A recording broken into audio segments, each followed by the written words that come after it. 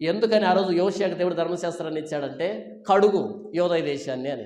ఎందుకు దేవుడు ఈరోజు నీకు నాకు బైబిల్ని ఇచ్చాడంటే చూడు ఇందులో నేనేం చెప్పానో దానికి వ్యతిరేకంగా ఏది కనిపించినా నీ జీవితంలో కడుక్కో. బయట ఏం కనిపించినా కడుగు. వాళ్ళకు వీళ్ళకి భయపడాల్సిన అక్కర్లేదు.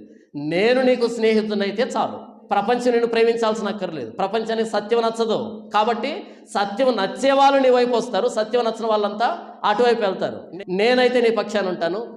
కడుగు, నీలో ఉన్నదాన్ని కడుక్కో, బయట ఉన్నదాన్ని కడుగు, మొత్తం సంస్కరణ చేయి, మొత్తం శుద్ధి చేయి. దేవుడు నాతో చెప్పాడు, ఈ బైబిల్ చదువుతున్నాను, ఈ బైబిల్లో ఉన్నదానికి కుడికి ఎడమ పోకుండా హెచ్చు తగ్గులు లేకుండా నన్ను నేను సంస్కరించుకుంటున్నా, నా క్రైస్తవ్యాన్ని సంస్కరణ చేస్తున్నా.